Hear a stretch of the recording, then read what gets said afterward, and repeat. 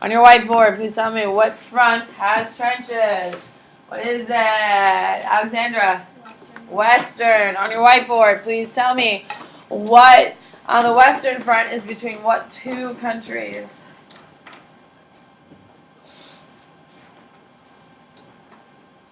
Good, good. Dean? France and Germany. On your whiteboard, please tell me what are my two teams and their nicknames. You should have 4 things on your board. What are my 2 teams for World War I and what is their nickname? It's the Western front between Russia and Germany. Eastern is between Russia and Western is between France and Germany, and Eastern is Russia.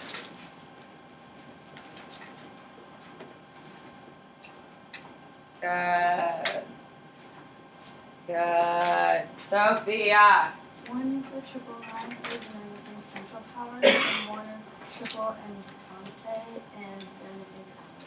There you go. On your whiteboard, please tell me what is the name of the U.S. president during World War I? Good. What do we got, Jack? Wilson. Woodrow Wilson. Woodrow Wilson. On your whiteboard, please tell me what is the name of the passenger ship that almost brings the United States into war when it gets sunk? Good. Jessica, my internet isn't working, so I can't take my attendance, and it's entirely your fault. What is it, Isabella? The loose something. The Lusitania. Lusitania. There you go. On your whiteboard, please tell me what will eventually bring the United States into World War I?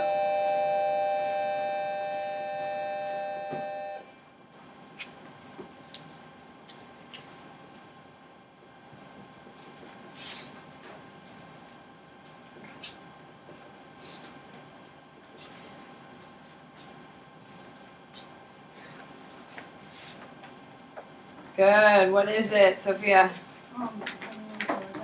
There you go. All right. On your whiteboard, please tell me. Okay, we're going here. So I'm going to do things a little bit differently today. Is that help? Is that all right with you? Okay, I'm going to handwrite some notes for you. Does that work? No? Adrian, I'm Adrian. See? I don't even like you so much. I don't even remember your name, Aiden. That's so mean. Yeah, is that okay? I used to do it this way, and I don't like doing it this way because you people depend on me too much, but I want to make sure I cover a couple things. I have some tougher stuff. All right. So while I'm getting set up, I do want you to take a peek at my board. Over there, I do have some fun things for you. Specifically, I have your Western Front, which I have wrote down Eastern Front. I also have Russia leaves World War I in 1917 and the reasons. If you look to the left, I have Russia, the whole thing, which I'm going to get here in just a second. All right, so I do have a couple things I'm going to write real quick. I'm going to write real fast. I want you to join me. All right. Oh, crappers. I haven't done this in so long. It's like I don't know how. Dean, who are you? What? Oh, I see that. I don't have it. He doesn't have a twin in my world. There's only one Dean. Is your twin like you? Thank God. He's just there. Does he make corny jokes too? I'm not this when I'm around Dave. He's like my. He mellows you out. Yeah, he's like my depressing. Oh my Not God. like but like has some like, hey, like, what's the fun? Yeah, like, yeah. What the hell? Moving on. All right, military strategy. Hello. Thank you very much. Isabella and Molly. Perfect. All right, military strategies. Okay, so on the Western Front, you have trench warfare. On the Eastern Front, there's more movement.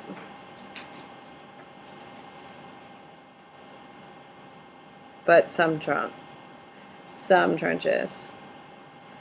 Okay, this one has about 500 miles. This one has about 100 miles.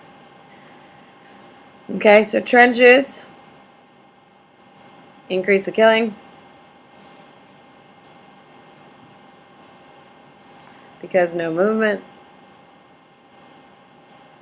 and heavy artillery. So they're under bombardment all the time. Okay, so one of your other big ones is the Schifflin Plan, which we talked about yesterday. And this is when Germany plans to attack.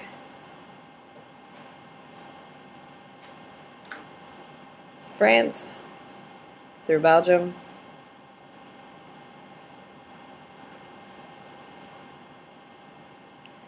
And wait to fight Russia. Because they're unindustrialized.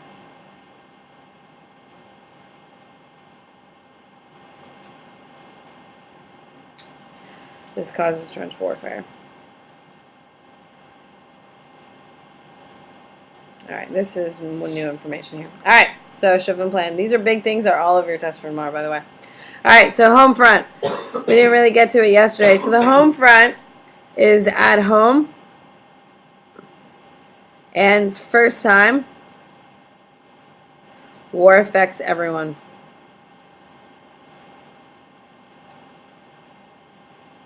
Okay, so how does it affect everyone? First of all, there's rationing, which limits consumer goods. We got propaganda, which is going to control public opinion.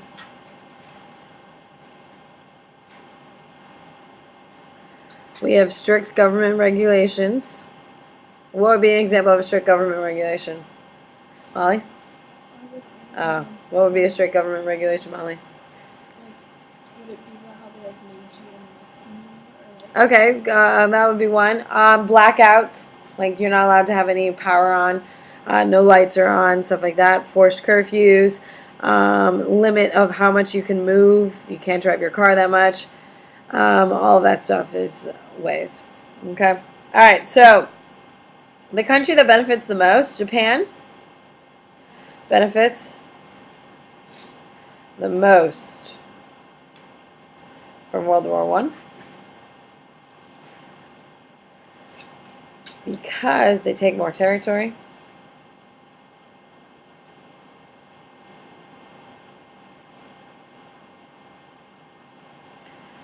Unsupervised by Europe, as in there's no check and balances, and they conquer all of Germany's colonies.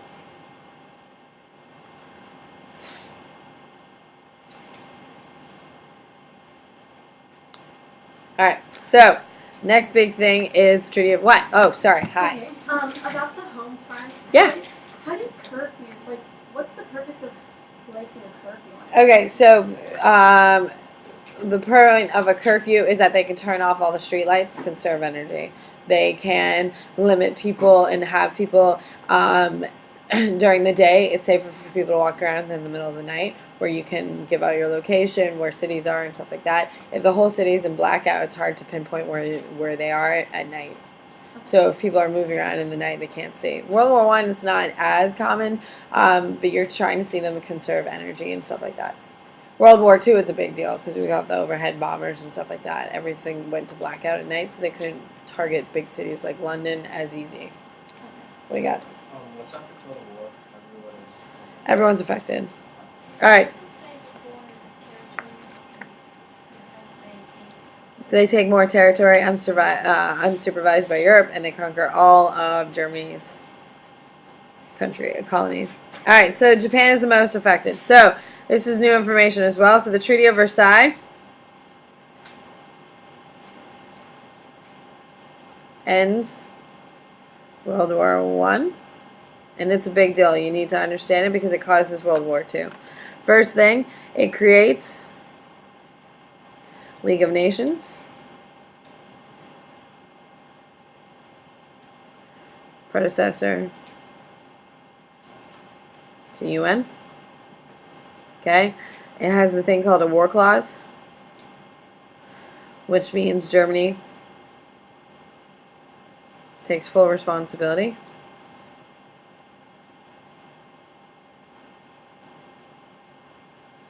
for World War I. Is that fair or unfair? Unfair is going to cause a psychological aspect, consequence, which is what Hitler's going to jump on and make people follow him. Austria-Hungary is divided up into separate countries.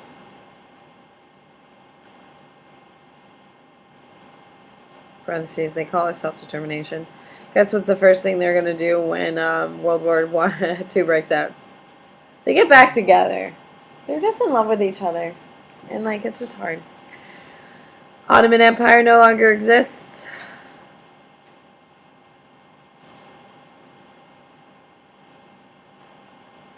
And then after war clause, must pay reparations.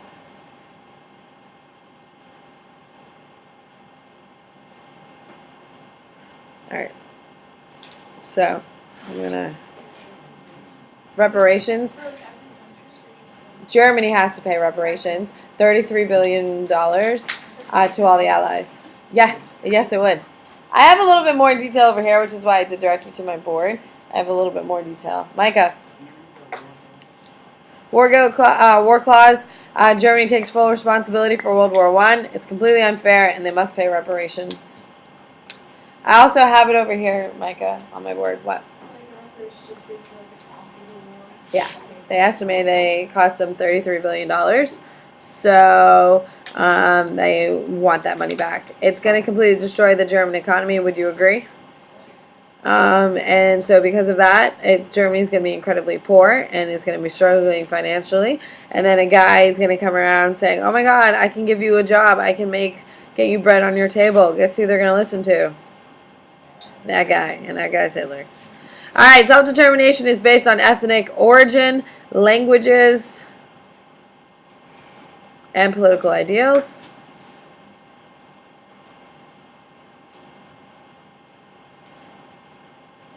Okay, and this was a big deal post-World War I. We'll see it again after World War II. Nationalism is most severe.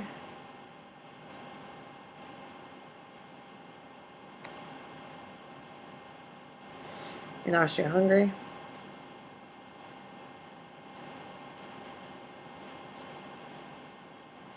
Okay, when we think about World War I was the first industrialized war.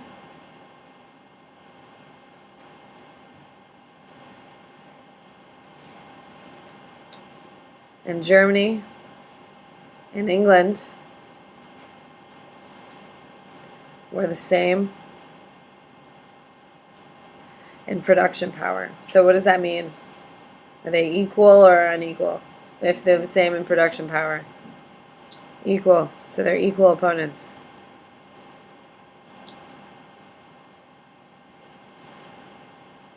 Alright, so U.S. involvement causes, it's going to be unrestricted submarine warfare. When you see your test tomorrow, you'll see how kind I'm being right now. Unrestricted submarine warfare. And this is going to be done by the Lusitania. The Zimmerman Note brings U.S. into war.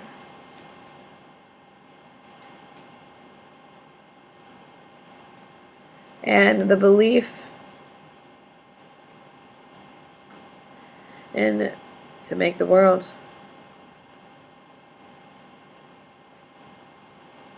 Safe for democracy. That's Woodrow Wilson's big thing. Okay. All right. So, impact of total war. Okay. Propaganda is going to be used. We have new weapons. What are these new weapons? Gas, tanks, planes, all that stuff. It increases death counts. What? What does it say after to Make the world safe for democracy. I ran out of room. So impact of total war. You got propaganda, new guns, gas tanks. It increases death count. All right, and then your home front becomes even more important. Your home front, incredibly important.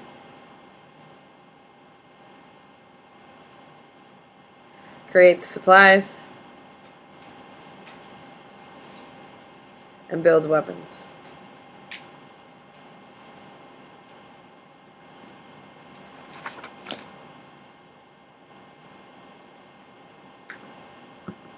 Okay. Causes. You're good on that. Can we agree? You've got your list. You know what they are. Okay. Just remember alliances were originally thought to keep the peace. What did it say about the But starts war. Home front, incredibly important, creates supplies and builds weapons.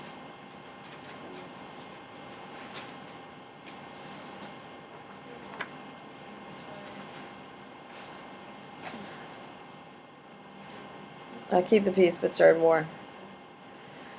Alright, can you squeeze in one other here? I'm just going to write it right down the middle. So, you need to know his name.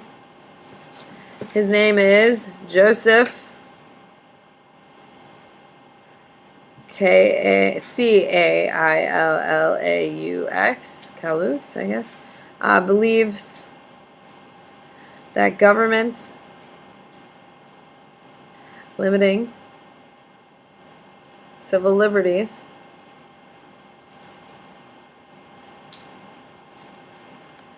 like freedom of press,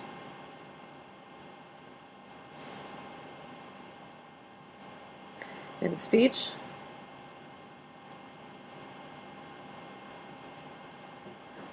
were a bad precedent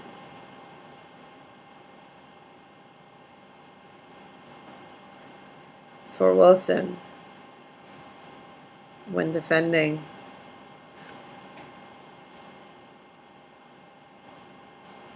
democracy. So, is he critical of Wilson or supportive of Wilson? It's critical of Wilson. Okay? During World War I, you weren't allowed to say anything bad about the United States. You were seen as treason. You know. All right. All right. What? Oh, what do you got? We're originally thought to keep peace, but started war. All right. Let's head to Russia, shall we? What? Sorry. After incredibly, what does it say for Incredibly important, creates supplies and builds weapons. Max. Why did Germany get over Austria? Because Germany is the larger of the Central Powers, and they were the biggest threat. And when Austria-Hungary went to war, it was like, God damn it. And then when Germany went to war, it was like, damn. Here we go. And that's how it went. All right. Let's go, Russia, Russia, Russia. I love Russia. I love Russia. It's such a disaster. It's so interesting to watch. It's like a car accident. You just like, I can't stop watching. Micah. What? I'm going to add a little bit more to it, but it's pretty good. All right, so the Russian Revolution.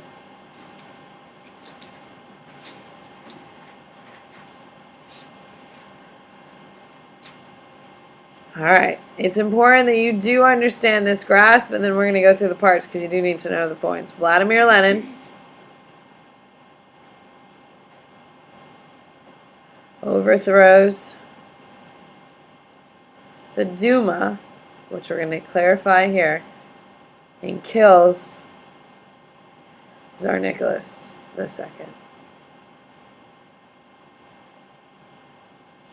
Okay? All right. Here we go.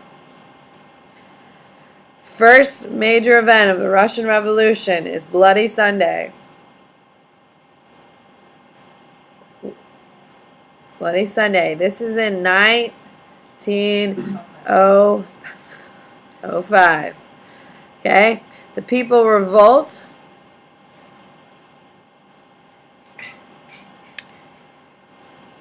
People revolt. Tsar Nicholas II puts down. Shoots crowd. Remember? Shoots crowd. And it's over food shortages and work conditions. Okay, so this is the first official component of it. Okay, this is 1905. The next big thing is Russia enters World War I. Ooh, too many W's. World War I, 1914. Okay, it's important to know they're unprepared for war.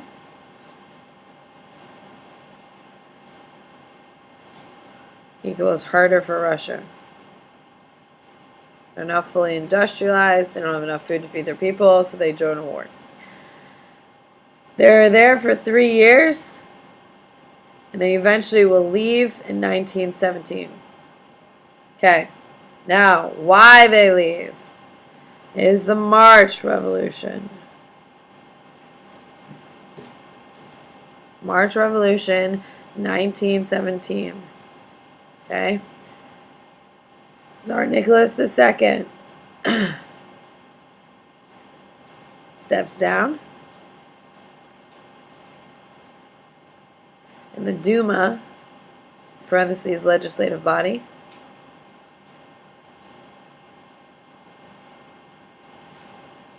temporary, take over.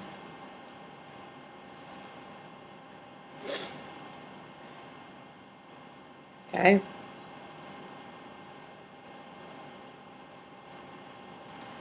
Unsuccessful because Duma is weak.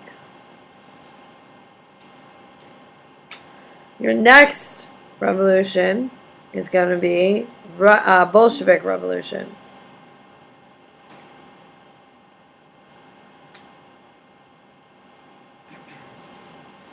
And this is when Lenin takes power from the Duma.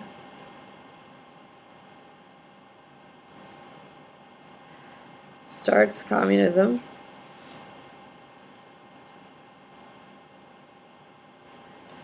Equals USSR. Also known as the November Revolution, by the way.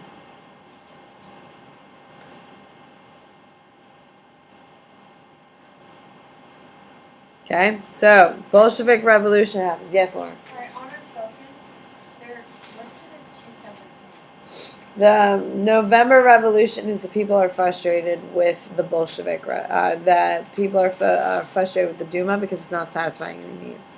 So Lenin at that point rises into power and influence. Then the Bolshevik Revolution is he takes it physically.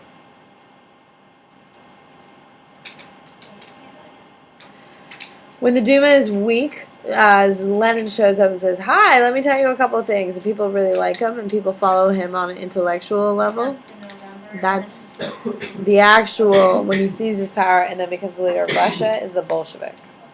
All right, so once he seizes power, I think we can agree, not a lot of people in Russia are really thrilled about this, yes?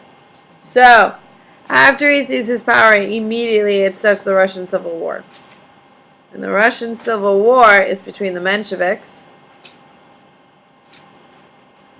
who are known as the White Army, and they are moderates, versus the Bolsheviks, who are the Red and the Radicals. Okay, Lenin and the Bolsheviks win.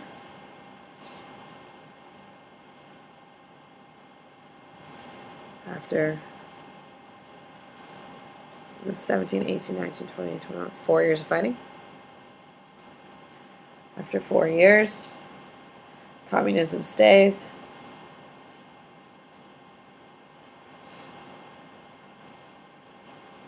There you go. Okay. Lenin is Lenin signs. It's not the second. No, it's just after it. So it's really only 5 stages. Stages: Brest, Litvak Treaty with Germany, and gets Russia. Is out of World War I. Okay, it is important. I'm putting a big star down at the bottom. Lenin does not completely agree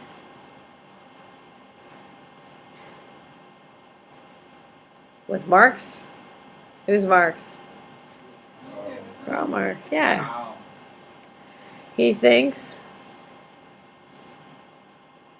the population could never organize a rebellion. What is he referring to when I say that the people could not organize a rebellion? What does he mean by that, Aiden? He doesn't think that they'd be able to realize it themselves. What is he alluding to? He's alluding to the idea that the proletariat would consciously overthrow There you go. Perfect. Yeah, he doesn't think they would actually be able to do it. So he says people need someone to lead it. And he's decided he's going to lead it. The people would naturally do it themselves. All right. So let's do post-World War II, and you're just about done. World War I. Hello. Not two. Sorry. Post-World War I. Okay. Germany is treated unfairly. Okay, you've got the war guilt clause. Yeah, I'm done with Russia. Yeah, so war guilt, full responsibility of war. Okay, they reparations, 33 billion equals destroy economy. Yes, destroys economy. Okay, you also have excluded from League of Nations.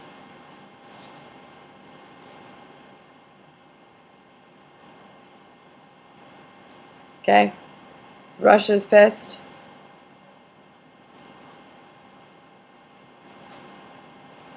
Allies don't recognize Russia's 3 years of fighting.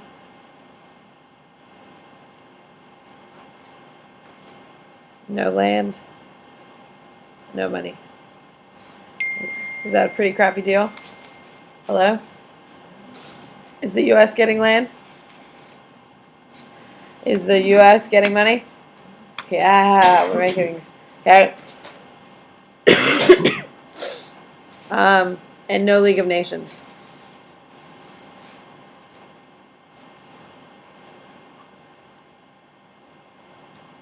Okay, and then we have this new thing called the mandate system,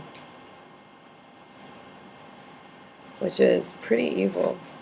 It's used by the Triple Entente. What's the nickname for the Triple Entente? There you go. Used by the Triple Entente in post World War I. Not who, though. Not Russia. It divides up the Middle East amongst themselves. It is glorified imperialism. Have you ever wondered why the Middle East is a hot mess? Why Iran, Iraq, Afghanistan, all these countries are tearing each other apart? Mandate system. They aren't supposed to be in the frames of countries that they're in. It's not supposed to be like that.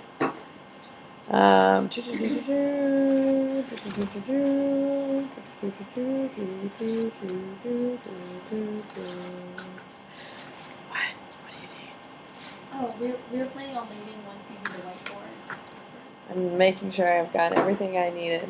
What's after Middle East? So. There you go. Yeah. All right. Let me just check. Oh, wait.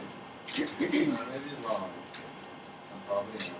But didn't like the U.S. not go into League of Nations or whatever? No, because we never ratified it, but Woodrow Wilson's brainchild. No, we were a part of it. We just never fully recognized it. It had no effect. We never signed the Treaty of Versailles. Why was how they honest Because it's the end of World War I, man. And we turned it into Veterans Day.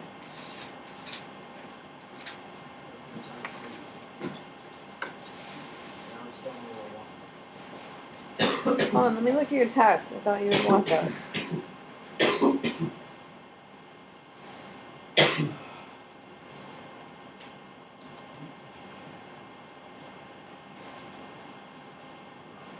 Yeah, the U.S. didn't join the League of Nations. You're right. Should be.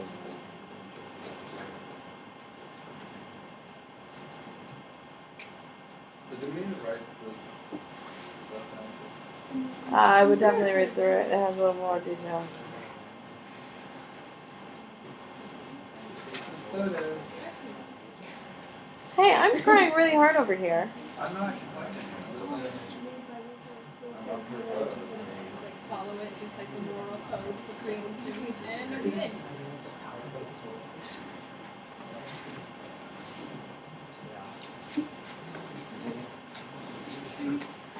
Treaty of Versailles was created by Woodrow Wilson. He's like the big guy behind it. Well, a president can't sign a treaty for the United States. Congress. The Congress has to approve it. Oh yeah, the U.S. Senate said nope. Yep, they didn't like it. All right, I just looked over your test.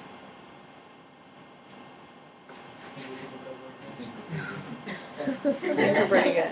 I think you're very good. I would look at both the board and the notes I just wrote for you, and you'll be incredibly well suited for tomorrow, which is really sad because I'm way too nice to you people. Way too nice. Literally wrote out the test for you. I know. I'm going to do boards. I'm going to show you some pictures. Is that okay with you? All right, on your whiteboard. Here we go. On your whiteboard, please tell me. You too. Please tell me what is the name of the gentleman that will lead the Russian Bolshevik Revolution. Good. Who is it, Lily? Lenin. On your whiteboard, please tell me what is the name? What year does the United? No. Are you sure you wish to exit? No, stay. Yes. Please tell me what year does the United States enter the war? What year does the Russians leave the war? Good. What year, Alexandra? 1917. What's up? We need to know the 14 points. Yes, I'm going to ask you about it. You need to know. Yes, it's on my board. I got it. It doesn't actually say like it was. The 14 points is what is actually, the Treaty of Versailles is made up of 14 points. Like the Treaty of Versailles is the actual piece of paper. What's written on that piece of paper is the 14 points. Does that make sense? Yes, based off Woodrow Wilson. Yes. All right. On your whiteboard, please tell me what is the name of the last Romanov leader? What is the name of the last Romanov leader? Good. Who is it, Jack? Nicholas II. Nicholas II. On your whiteboard, please tell me what will cause the March Revolution? What will cause the March Revolution?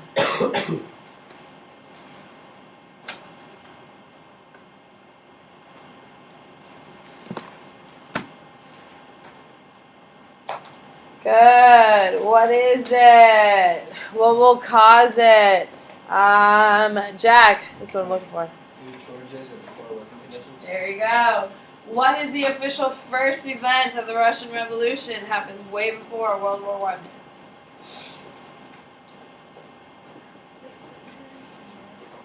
Huh? Turns into the Russian Revolution. That's the first one. Wait. March Revolution? Yeah. They're out of food, they're out of supplies, all that stuff. What is it? Vanessa? Bloody Sunday. On your whiteboard, please tell me. What is the name? What is the name of the nickname of the Bolsheviks? It's a color. Sophia. Red. What is the name of the group that opposed the Bolsheviks in Russia? What is the name of the group that opposed the Bolsheviks in Russia? It's a Typical Tuesday with a big drum.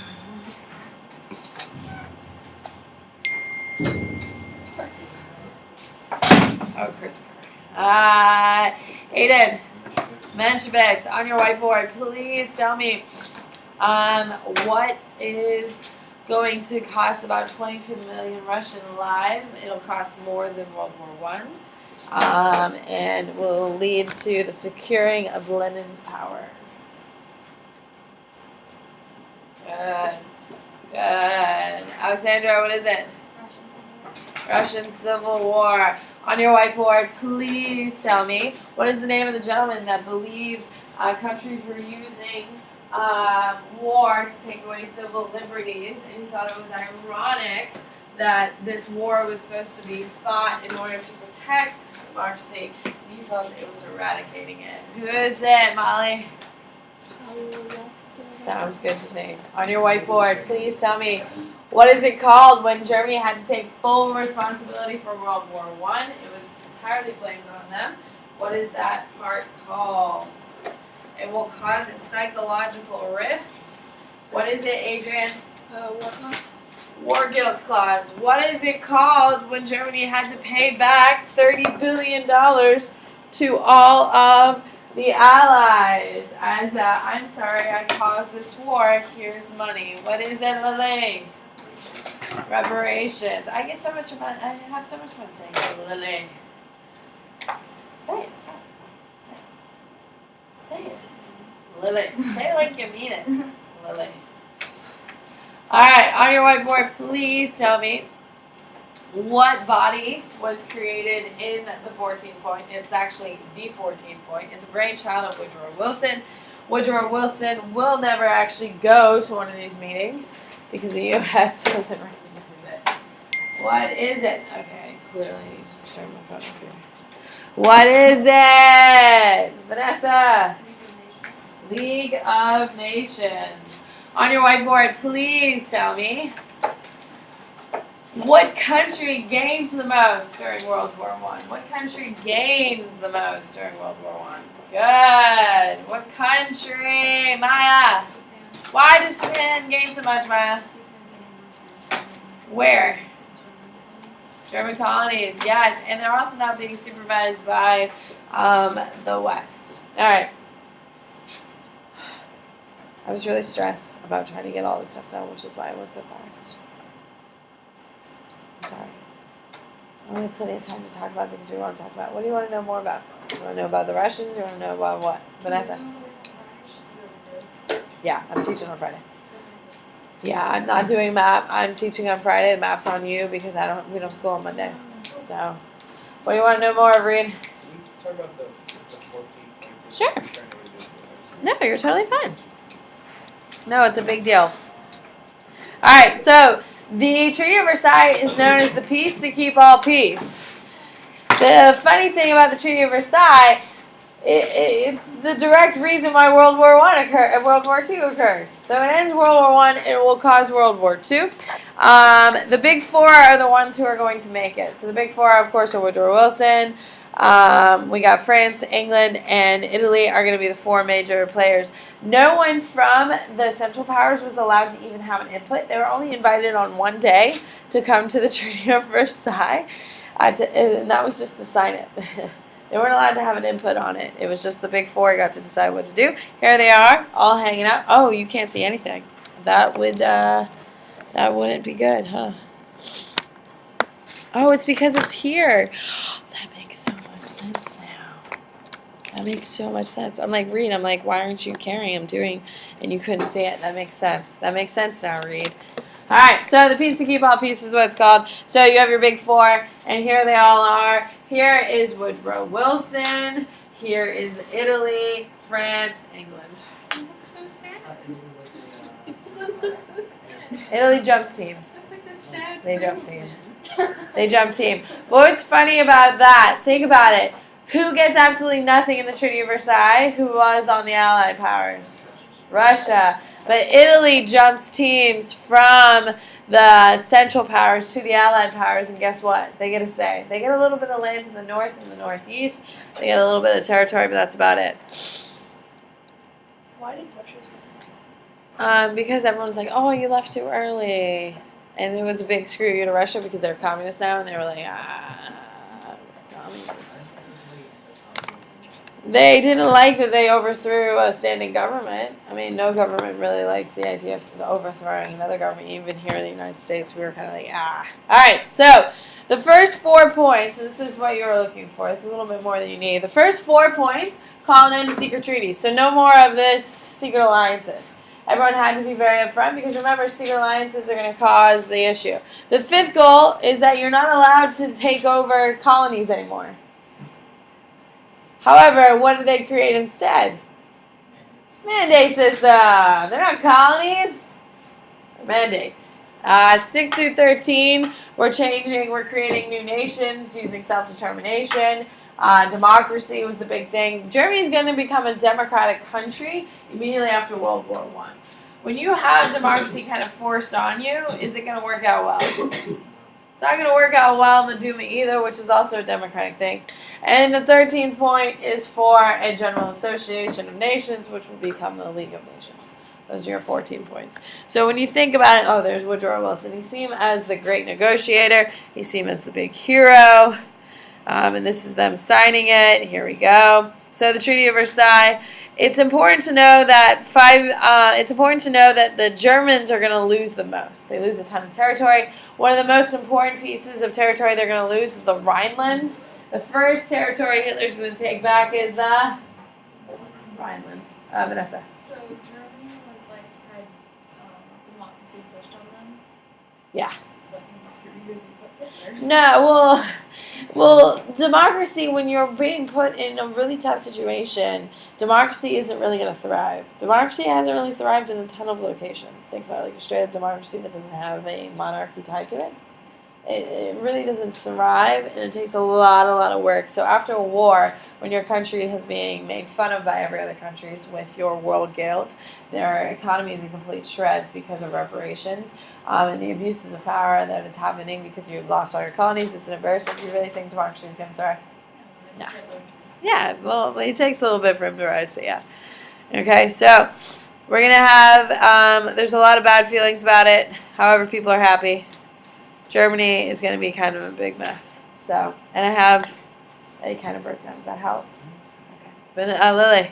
What do we need to know about German colonization? You just need to know the Japanese are going to be the ones who benefit the most. That's pretty much all next week. The Japanese are just going to start taking over parts of China. And they're going to do terrible things to the Chinese. Like, terrible things. So what's the next one? Next unit is The Age of Anxiety, which is one of my faves. It's one of my favorite. Like Hemingway. Yes. Ernest Hemingway, the 1920s. When you have Fitzgerald, Zelda, all these incredible writers are living in Paris in a huge boom of art culture. Picasso, Monet, all of these incredible thinkers who've changed the world in the 20th century, they're all coming out in the age of anxiety. All right, can I kill off a bunch of Russians? Oh, are you done with me already? How much longer do you have? Like a minute. I thought we had one. What was that place? Oh, this is the Winter Palace. This is where Tsar Nicholas II is going to be kidnapped with all of his children, including the famous one. Who's she? I thought they like lived in. Which one? Imagine like the They have, like, palace. four. That's I thought they had the. Yeah, they have like They four. had the. Oh, that's in their. That's in St. Petersburg. They have St. Petersburg Palace, which is known as. I just watched a documentary about it too. I can't really think about it. She's Anastasia. Remember the Russian princess who doesn't know she's a princess? Yeah? That's Anastasia. Ended terrible. It does, because she's dead. In that one. She's dead in everyone. She's dead in everyone. Yeah, she gets killed. So this kid has a blood disorder. And he is like super, super, super sickly. Obviously, none of these women could take over Russia because they're autocratic and incredibly patriarchal. So he is the lifeblood of it because he won't give it to any of his daughter. He wants to give it to him. So this guy, does anyone know who this? Not this guy. This guy. Yes, Rasputin. Rasputin. You've never heard of Rasputin? It's like a thing. He's like a mystic. He like saved him. Like it took 4 people stabbing him and shooting him twice in the chest to kill him. Wow. And he is like people are like pretty sure that he's cured a couple of things. Like brought like the guy is like impressively creepy. Oh, because he had too much influence over the queen. And she was doting on him because she kept her son alive. So she was doting on him, and he had